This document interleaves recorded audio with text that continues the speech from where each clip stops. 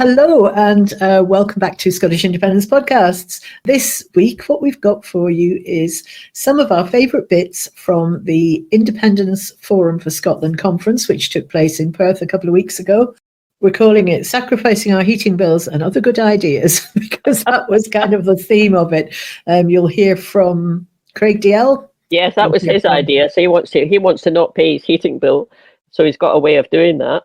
And then, and other good ideas. I just really, really enjoyed the day, actually. I mean, there's always too much. We can't podcast it all, so we have chosen bits that particularly appeal to us. But a lot of very good ideas. So what you're going to hear is Craig Dalzell, Annie Miller, and then a Q&A panel. We don't need to introduce Craig Dalzell, do we? Because everyone knows Craig Dalzell, Common Wheel. Annie Miller she's talking about universal basic income. I had a little chat to her. Now that I've got good at just going up to complete strangers and introducing myself and asking if they'd like to come on a podcast. With no further ado, let's head over to Salutations, Adele in Perth.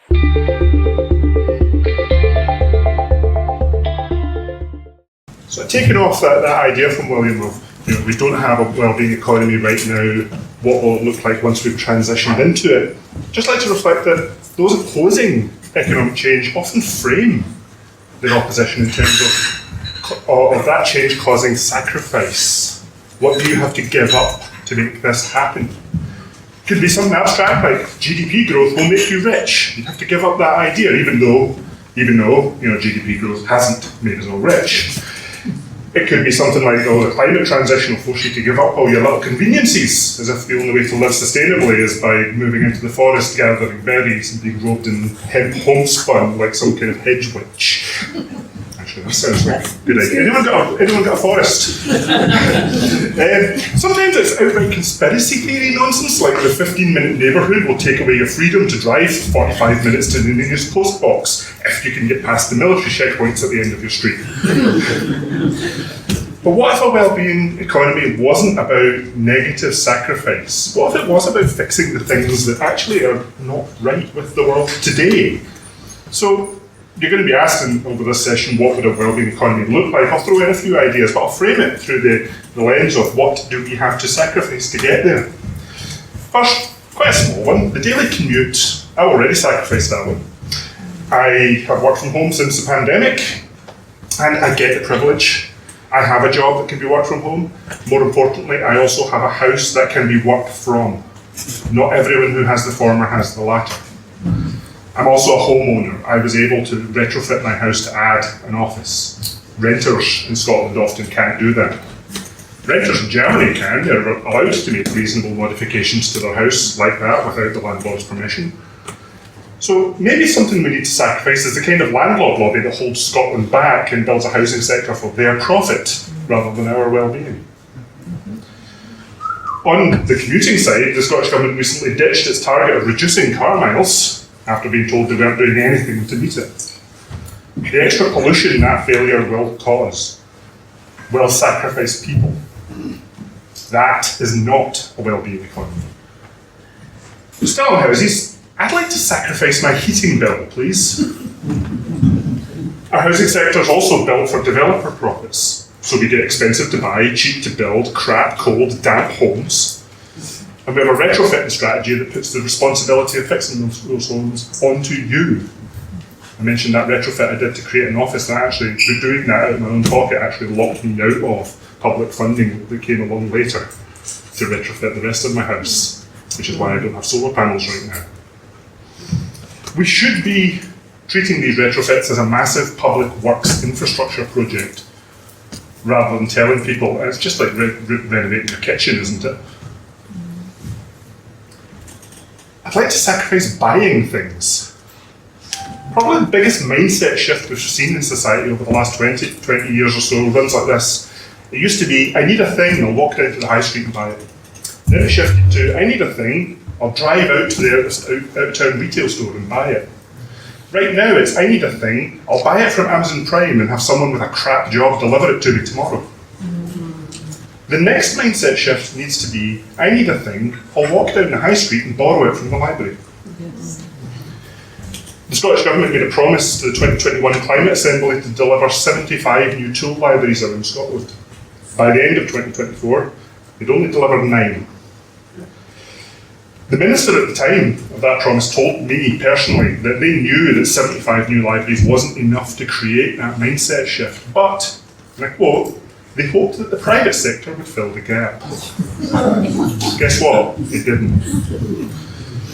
While I'm down High Street, I'd like to sacrifice the Thatcherist mindset that there's no such thing as society, because that, quote, has actively pushed society out of our lives in favour of consumerism. Think of your community right now. Think of a space that you can go to where you have a reasonable chance of meeting someone that you know by accident, and it's a place where you can exist for as long as you want without the expectation of having to buy something. Harder than you thought, wasn't it? I think the protests over the removal of the steps at Buchanan Street in Glasgow are emblematic of that. And let's face it, those steps, objectively, they're not particularly nice. They're not that comfy. When you're sitting on them, you're kind of getting in the way of people who are moving around. It's not that convenient. They're not exactly an urban nature park, but they are a place where you can be in the city without the expectation of having to buy something. They're also a focal point for protests and organisation. If that's not society, what is? Glasgow Council keeps wanting to turn them into shops. I kind of wonder if that's more about suppressing protest than encouraging consumerism, but that's another talk. Another thing I'd like to sacrifice is want and poverty. I want to see a job guarantee so that everybody who wants a job can work. I also want to see a universal basic income so that nobody needs to work, even if they want to.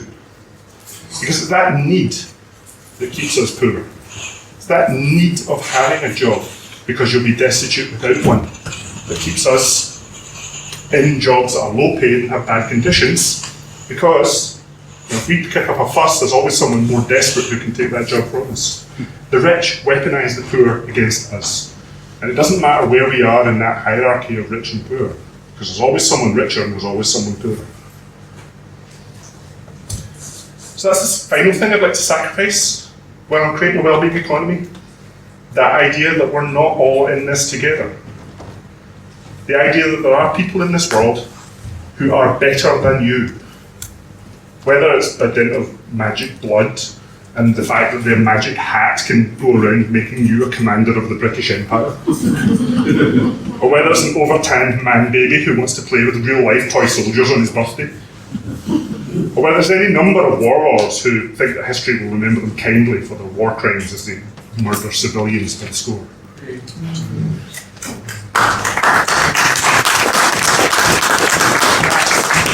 That's when I know we'll have a well-being economy and a well-being society. No kings, not real ones, not fake ones. Just a society that puts all of us first.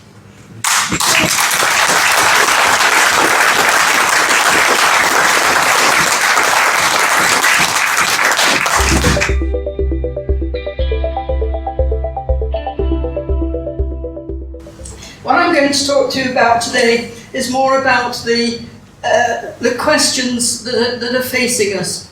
Let me start with a bit of history. In medieval Europe, the main responsibility for poor relief lay with the monasteries, who provided charity, which was welcome, but it wasn't. It was insecure, so it didn't fulfil all the requirements. And then, after the Reformation and the dissolution of the monasteries, it passed, certainly in England, to the local parishes.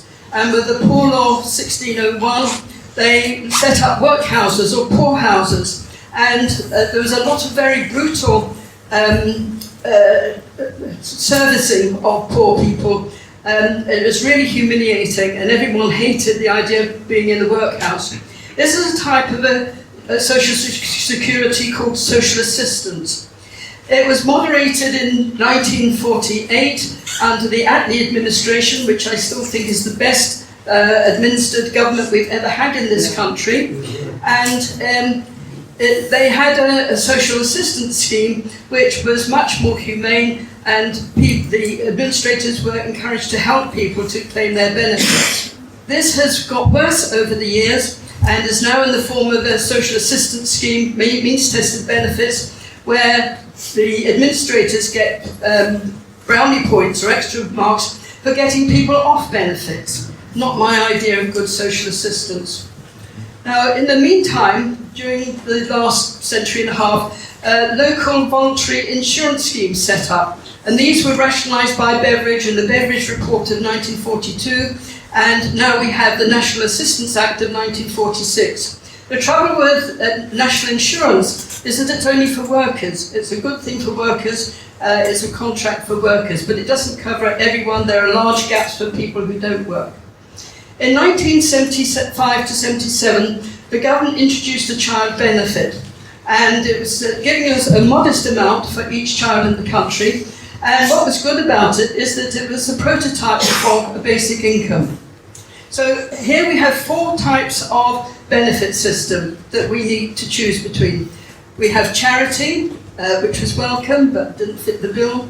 We have social assistance, which can be brutal or mild, or as it is today, which is pretty awful.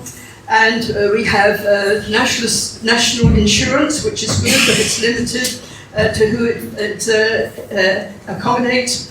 And then we have the possibility of a basic income. The point about a basic income is that it's a cash benefit, it's paid periodically, it's based on the individual, it's universal, and it's unconditional. And that is what I would like to recommend that we have. Now, one of the justifications for it comes from Thomas Paine, whom someone mentioned earlier. Thomas Paine, in 1796, said, "The land and natural resources belong to the people, and those who appropriate them for private use owe an annual ground rent to the whole excluded population." Now, that's the basis for a basic income, that's the justification for it. A basic income is a restoration of the right of all of us to our share of the land and natural resources. And it also includes our material heritage. And a World Bank study in 2005 found that a lot of the wealth of the economy lay in the institutions of the people, especially the rule of law. All of us contribute to that. And so it's all of these things upon which we can claim a restitution of our rights. Now, I just want to think about what's happened in the past. I wanted to ask, why do we have poverty? And I agree with our previous speaker, Eva Comrie, that it's government policy. Just think of the Tory Blair government of 1997, and they declared that they wanted to get rid of child poverty by the year 2020. Well, my first question is, why wait? Why wait for 20 years to get rid of it? Do it straight away. And then they missed their first base in 2005. In 2008, Gordon Brown reduced the income tax rate from 22% to 20%. 20 to 20%. Why do that? He could have used that to prevent child poverty. And one of the other problems with child poverty is that governments don't like helping the parents. They think the parents are lazy scroungers and they don't want to help. They want to help the children, but not the parents, which again is a nonsense. Now, I'm afraid that economists have been partly responsible for this attitude to people who are in poverty, and that's because their economics only considers people who are well off. And so anyone who is less well off should be equally able to work and do all the other things. But in fact, many of them are absolutely deprived, either in consumption or in leisure. And when people are deprived, they react very differently to economic stimuli like unearned income or state benefits, and to wage rates and other prices. And these people don't have enough to live on. They can't get decent food, they can't get vegetables and fruit, which are the kings and queens of the diet. And they also have, with the present social administrative system, the way it's administered produces anxiety and insecurity, and with it mental health problems. In other words, our governments actually make people ill. Why don't they stop making people ill, help them to get healthy, and then they'll be in a fit state to get a job? So, Another reason is that we have growing inequality in society. That's because we have high tech happening, people get high wages, but the people on the lowest wages are still on the low wages that they had before. And with the government policy of only increasing the lowest wages and the social security benefits by inflation, means that they are still on a level of income which is appropriate for the lowest part of society about 30 years ago, or whenever it was they last measured this. So if these people are just increased by inflation and everyone else goes up by an accumulation of growth, which may be slow, but by accumulated it grows more than you'd expect. And so the people, the benefits are completely dissociated from the rest of society. Their benefits are completely inadequate. We have an OECD poverty benchmark, which I think, yes, Bill mentioned before. The worst news about that, it says 60% of median, etc., etc. That is for a couple.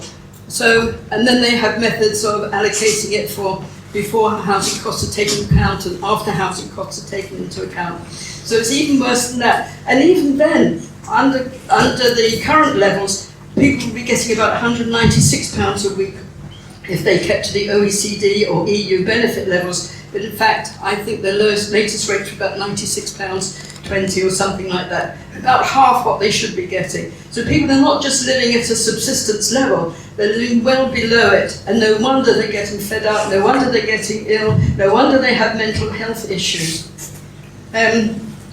Now, when we have growth, and the government keeps thinking about we want more growth, what happens with growth is it makes rich people even richer, and poor people maybe a tiny bit richer, just enough to stop them bothering the rich people that they should have a better share of that income. So if we're going to have growth, we're going to have an even greater inequality. We should never have growth without having redistribution. Redistribution is the key, and that means that we, someone said, we're just middle-class people who are talking about poverty. The reason is it's our duty, it's our responsibility to see that change is played. We have to say we are prepared to be taxed higher. I'm prepared to be taxed higher, not to make rich people richer, but just to make poor people get their fair share of resources.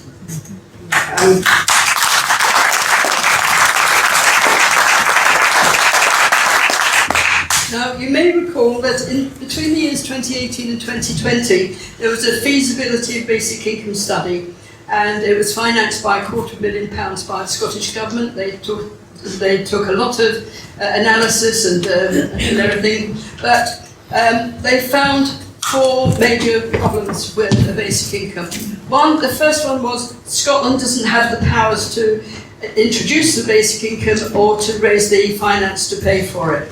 Secondly, they wondered whether it was going to be too difficult to implement a basic income together with to integrate it with the current social security system.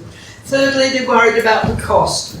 And fourthly, they wondered whether it would actually encourage people to reduce their work hours. Well, I tell you, a whole lot of people are working far more than the recommended number of hours, and they should reduce their hours of work.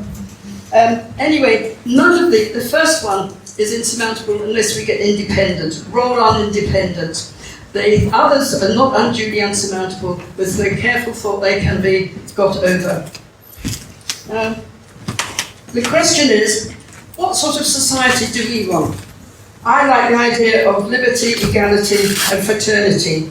I like the idea of people being emancipated and having choice. I believe in equality, the well-being that we've been talking about, and justice. And fraternity. I want a reduction in inequality of income, which would lead to a just, united and inclusive society. And I would remind people of the mace, on which it is inscribed integrity, compassion, wisdom and justice. And I would like to add hope. I hope that we get an independent Scotland which can create the sort of society that we would like to see, where everybody is catered for, everyone has choice, everyone has well-being, and we are an inclusive society, and we value our society with our friends and neighbours. Thank you.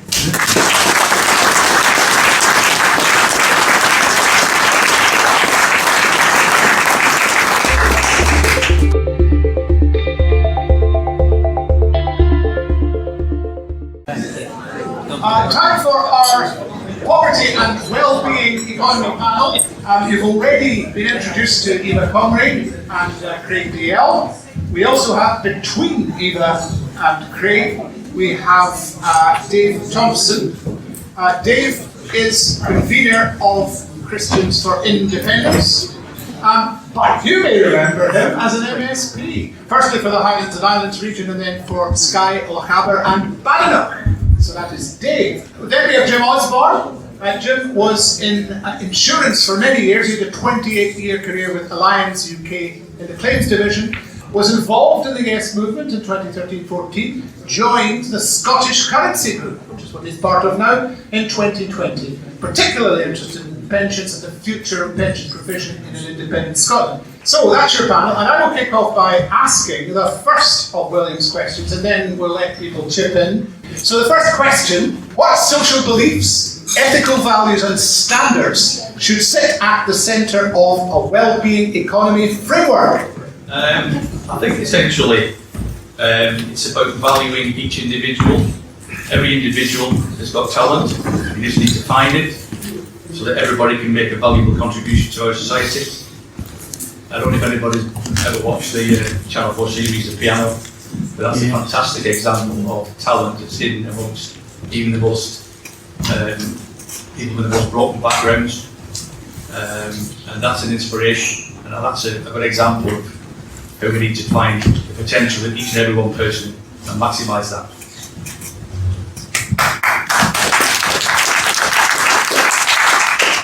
So this question cuts right to the heart of what Commonweal is and what we were founded for, and even our very name, Commonweal. I don't need to give the full lecture, I guess, but it's the Scots version of the word Commonwealth. But wheel in Scots means more than just money, it does mean well-being. So our core philosophy is that a society is only as resilient as its weakest and most vulnerable member. So when we say all of us first, that's what we mean. Wellbeing economy puts all of us first.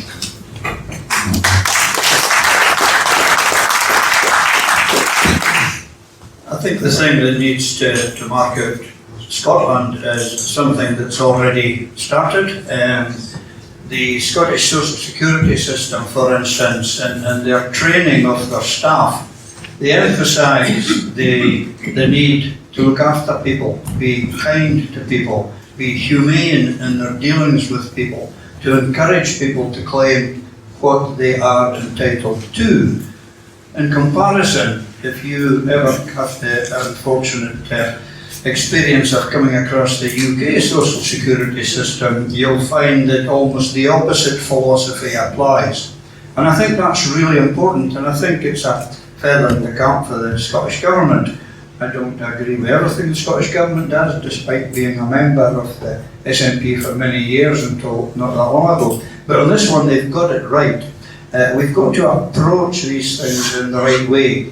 And we need to find a new name. I'm sure people have been trying this for a while for benefits and all the rest of it. We need to start calling them well-being support or something like that, that is a positive thing and not something that implies that they're scrounging or whatever. So I think that is a key thing that we need to look for in a well-being Scotland.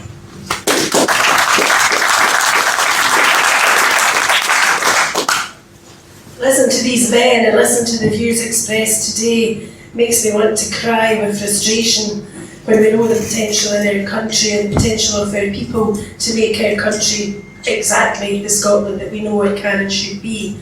So what would be at the centre of a wellbeing economy for me would be truth, honesty, integrity, mutual respect and a positive attitude towards our fellow human beings. Not restricted to those of us who are lucky enough to live and work in Scotland, but internationally too. So in terms of wellbeing, I think that there is a local, a regional, a national and an international perspective to that. and Scots can do our part at home and abroad to make sure that the world becomes a brighter, happier place for everybody. Okay, any views or questions from the floor? Hello. I'm just sort of thinking latterly, one of the things that Annie said there about on the wellbeing economy, that come out of the sort of cyclical aspect of, well, if you improve education and therefore you open up the access to better employment, that sort of has the aspect of reducing health issues, etc., etc. You get this cycle, and I just wonder if you were going in advance and saying, well, okay, if we increase the amount of basic income that people have from the savings that we have from NHS, I just wonder if there's ways of working within the pot, bearing in mind what the end achievement would be. Craig, do you want to go with that immediately? I can go further than that. There have been a few studies that have looked at this in the EU and in Canada that found, the EU one found that every 10 euros you gave to someone in a basic income reduced costs to social security, healthcare, etc. by about 13 euros. The universal basic income was cheaper than the poverty it solved. That really makes poverty just a political choice. Okay, we'll take one more. And we'll move on to the second question, which we already started on a wee bit. Yeah, on the words are important, of course. I think we should be looking at and considering that it's not a benefit, it's social investment. And that we need to start looking at investing in preventative healthcare and not waiting until people are already sick. This is a natural segue with question 2. What policy ideas are central? And whoever wants to grab the microphone first can be first to answer. Well, I think the first one is that Scotland has to have its own currency.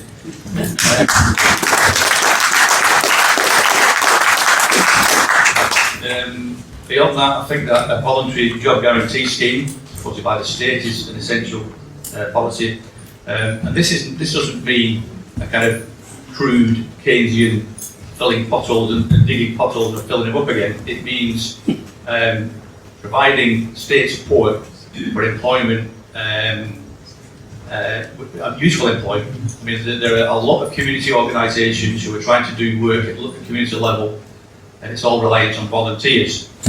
There is certainly scope for paid employment within these kind of community organisations, and that is the kind of thing that a voluntary job guarantee scheme could facilitate. So that's one. I think another key policy is that to develop a wellbeing economy, the state needs to intervene in key markets. For example, the markets for food, the market for housing, the market for energy. These are key elements of essential for a decent life. I mean, for example, after the war, the post-war British government introduced the Agricultural Act 1947, and the objective of that act was to provide state guaranteed prices for producers and also stable prices for consumers. And two examples of state agencies which were created by that act, and you probably remember them, some of the older people, was the Milk Marketing Board and the Egg Marketing Board. They go to work on an egg adverts, if you might remember. But they're examples of state agencies which intervene in the markets for key essentials and control the prices, which is important for tackling poverty. Okay. The third one. Leave some for the others. The others will have this one, because this is a pet of mine. And this is that Scotland have an ambition to introduce an earnings-related pension scheme after independence. So that would replace flat rate UK state pension with an earnings-related state pension. And that would be supported by a defined benefit pension from a national pension fund. I'm not going to go into any further detail, I've spoken about it at the SSRG conference. But this is doable, and it will give us a viable and decent pension system which guarantees income security for everybody.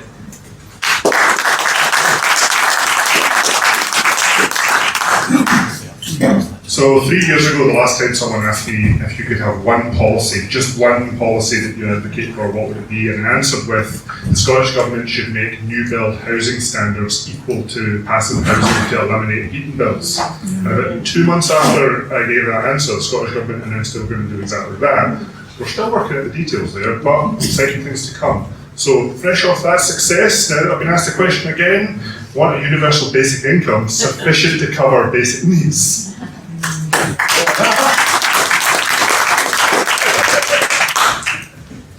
Yeah, we need to, given a lot of this is not going to be possible until we get independence, that's obviously got to be our top priority, and we need to have the ante on that, but we need to maximise benefits that are already available, and I'm thinking about UK-wide benefits. There's underclaiming, massive underclaiming, so investment in money advice services. I was involved many years ago in setting up services in the islands via the Citizens Advice Bureau and also the Council's own services. But a lot of councils are now backed away from it because of lack of money.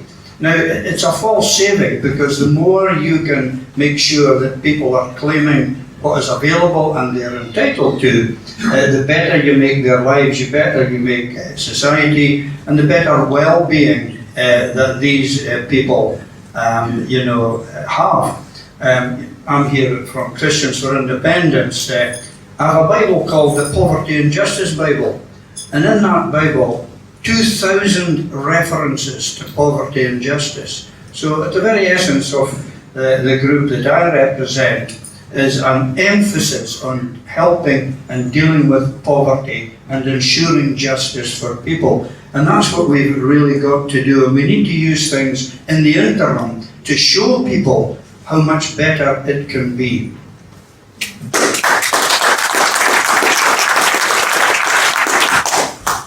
There's a consensus developing here and elsewhere within our independence movement to the effect that we tackle poverty in a number of different ways, but we target particularly housing and energy costs, food costs, etc. And we all know that.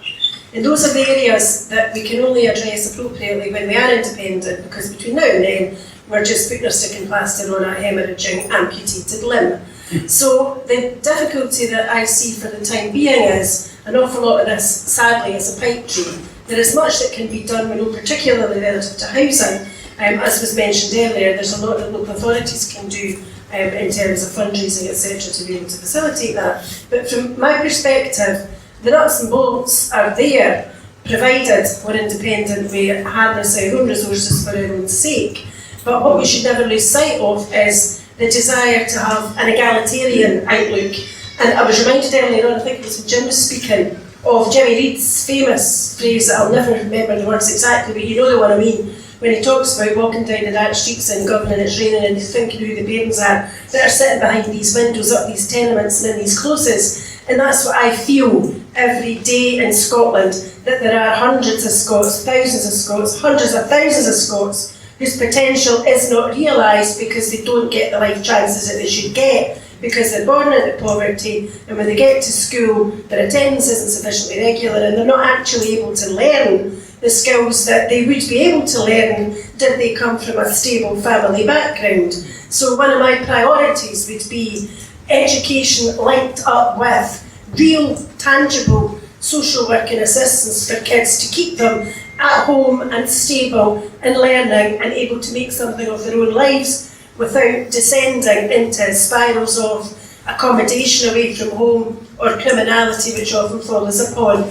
Not because they're bad people, because they're inherently not, but they've not had the life chances that those of us who were more fortunate did have. So that would be a major priority for me, and one I think that leads to the well-being of the country as well as the individuals.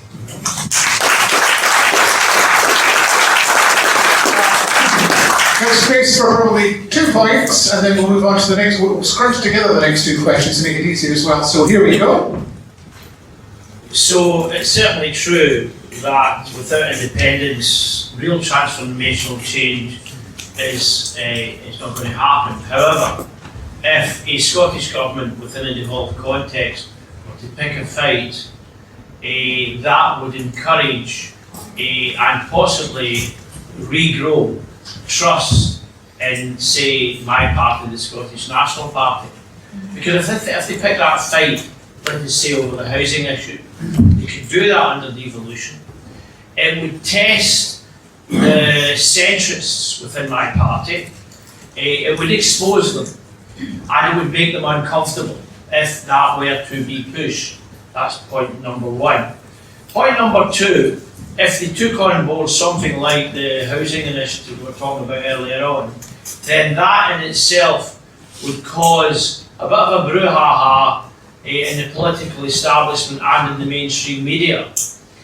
Now, if it failed, there would still be a development of trust, because if the Scottish Government were to take something like that, try it and fail, the public and the people would see that they were trying. And I'll finish with one point. During the leadership election, I'm just using this as an exemplar, not because I'm a driven obsessive over this one issue. He's smiling because he knows what it is. During the leadership hustings that the trade union group, of which I'm the convener, held in the STUC headquarters, which is interesting that they allowed that to happen there, I put a question on, a levy on the 92% of whisky production that goes abroad, 30 million's worth at least, with no levy on it at all. Kate Ford's reply, and this is interesting political point, remember, she was in pole position, squeaky bum time, could have become First Minister. She replied, 3 words, they won't, 4 words, they won't let you. Isn't it interesting that no one in the Scottish media picked up on squeaky bum, she could have been First Minister, referencing the Scottish Whisky Association, and she said, they won't let you.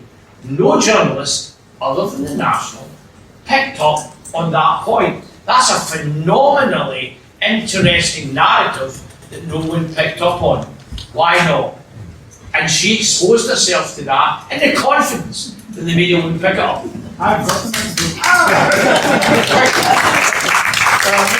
We'll go to for getting more than one. So just. Actually, I think this is going to be very unpopular, but anyway, I think we've got a real blind spot, especially in Scottish government, but also in the movement, in that we've got a blind spot with business. And if you think of the policies we've spoken about in this, this session, but also throughout today, almost all of them have been about spending. And actually, we've had very little talk about policies that grow the economy, create jobs, or drive exports.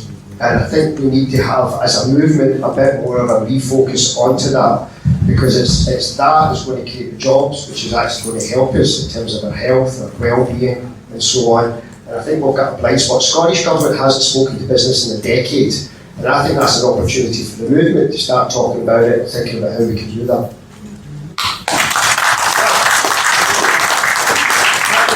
Breaking on a little bit, so I'm going to put the last 2 questions into one. So concentrate. I will start with Eva this time because it's only fair, because we left it free for the open market and look what happened last time.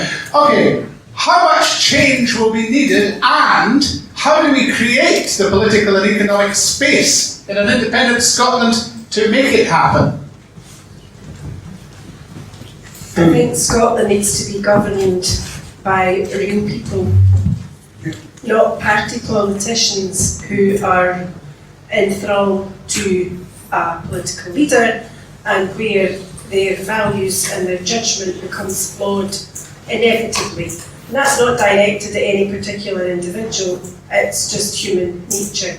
So the change that Scotland needs to realise its potential is for folk in this room to be standing for Parliament or Council or even Westminster if they really must.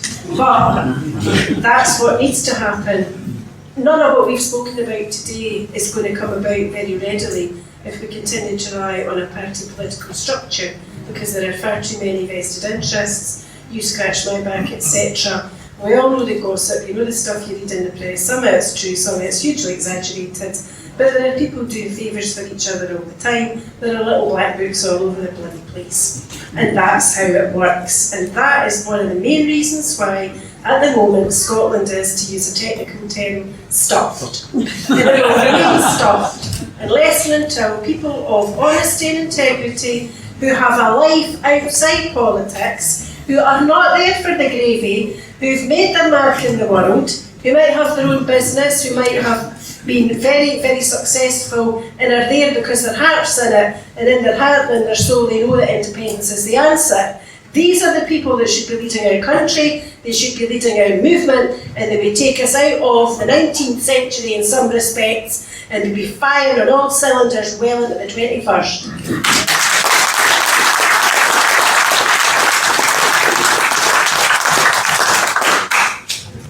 Well, Eva's right, obviously. We want conviction politicians. We don't want career politicians. We don't want people who are in there for their own benefit.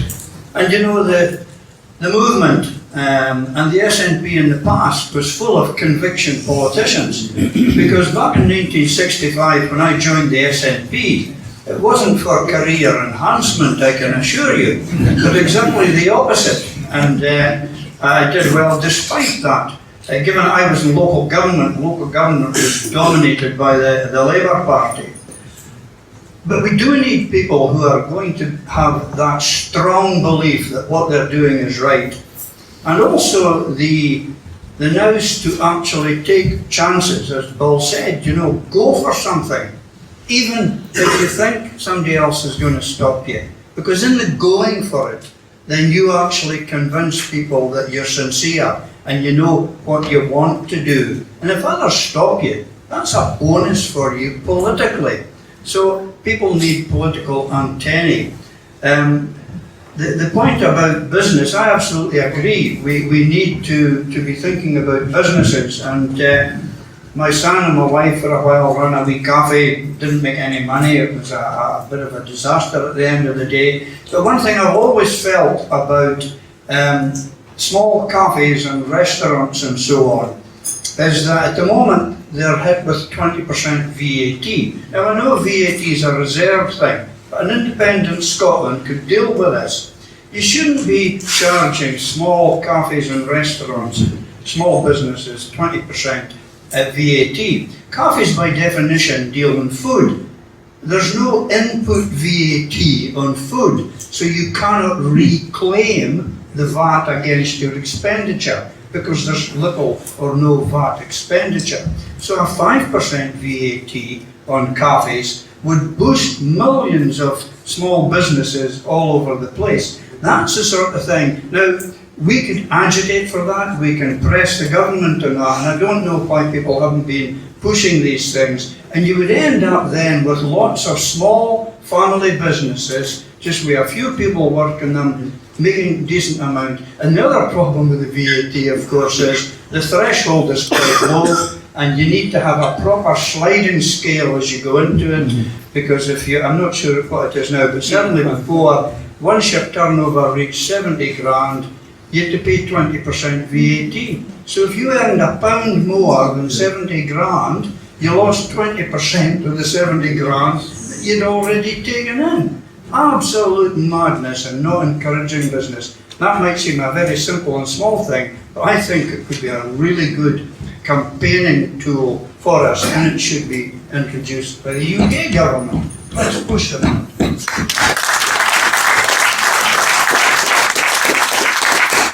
So a couple of things to help Robin Eva's point about getting ordinary folk into politics. We can do this at the top and the bottom of Scottish politics. We don't even need to wait till Indy to do it. At the bottom, we need municipal government. We need our town councils, our village councils, our community councils to be given statutory powers to operate in the same way that municipal government in Europe works. Scotland needs the kind of local government that the rest of Europe calls normal. Second, instead, we need an upper chamber to oversee Scotland, the Scottish Parliament. Not a House of Lords, a House of Citizens. Fill it with people drawn in the same way that we draw lots for jury duty. Draw it by sortition so that it's balanced across geography, across income, across other demographics, and all of us then will get drawn at the hat and we serve our time actually overseeing Parliament and overseeing the laws that that govern the country. If we are treated like we are capable of governing someone who's transgressed the law, then we are capable of judging the law itself. So we need a House of Citizens there too. I think those 2 points would be a massive change that would help us get towards that. We don't even need to wait till Indy. And if the people in the way of that change, who are largely the politicians in Holyrood, well, there's an election coming. Maybe we should ask them who wants to change there.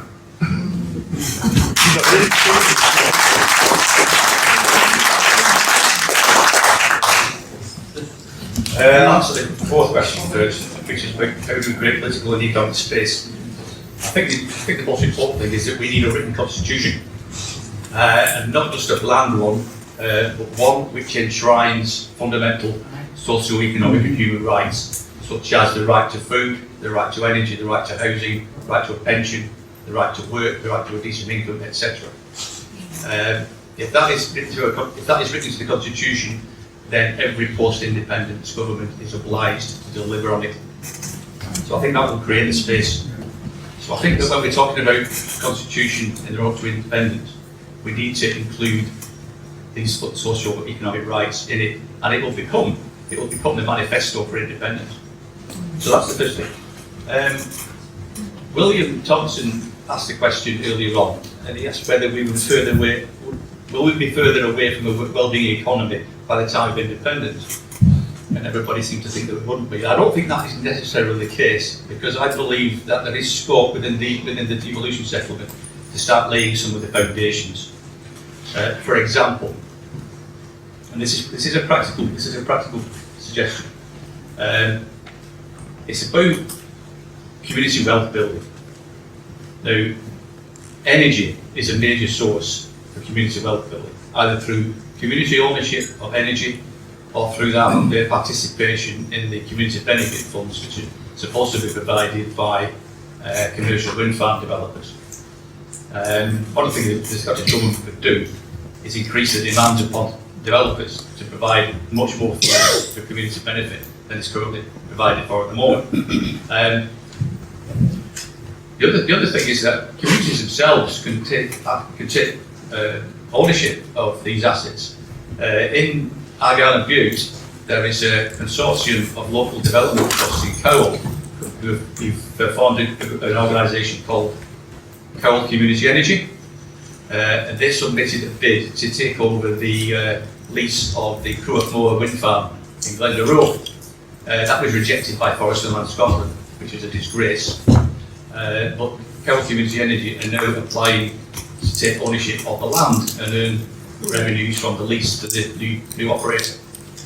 So there are things that can be done there. Now, what's important about that is that community wealth, once communities have access to these kind of funds, they can start to do things for themselves. It creates local empowerment.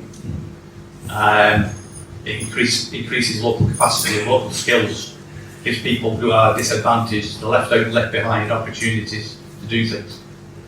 So that's something we could do now.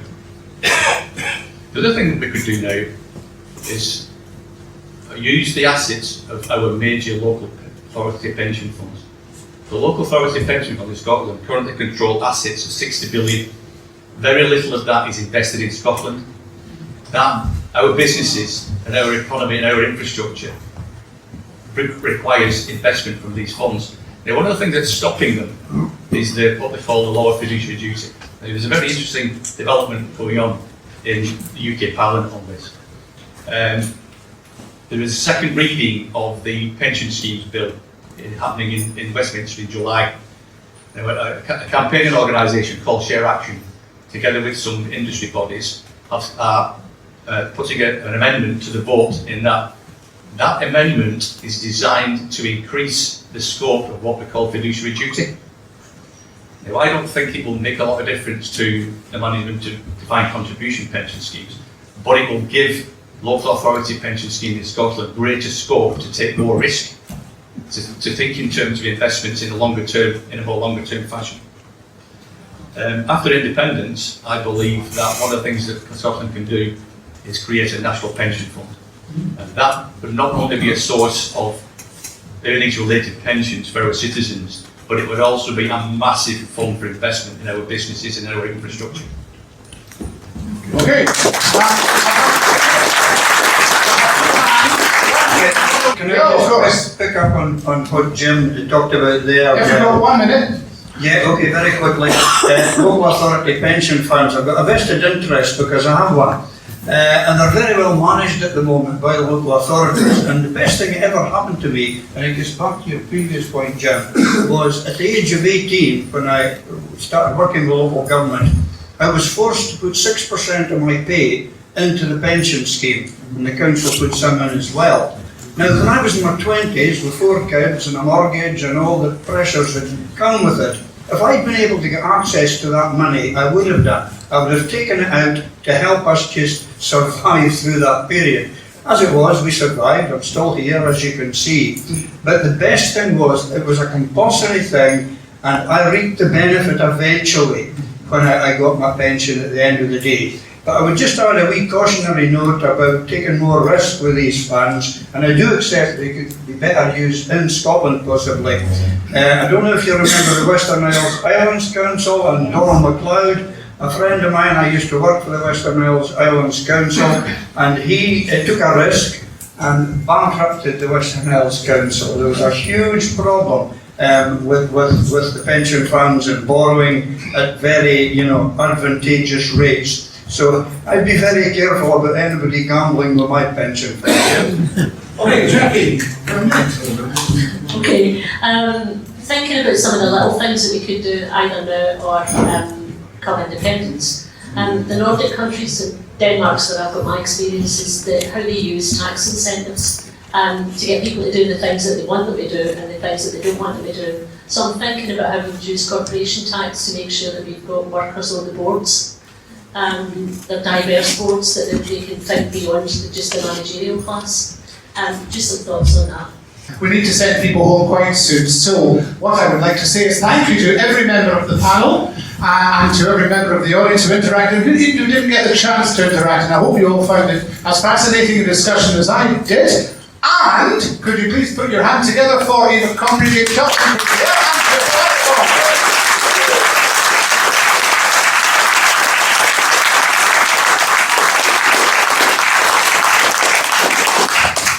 We hope you enjoyed that. There was a lot more kind of said. Actually, there's a very, very good write-up about the conference on the website, ifs.scot website. Go and have a read of that. I think we'll put the link in the notes. Yeah.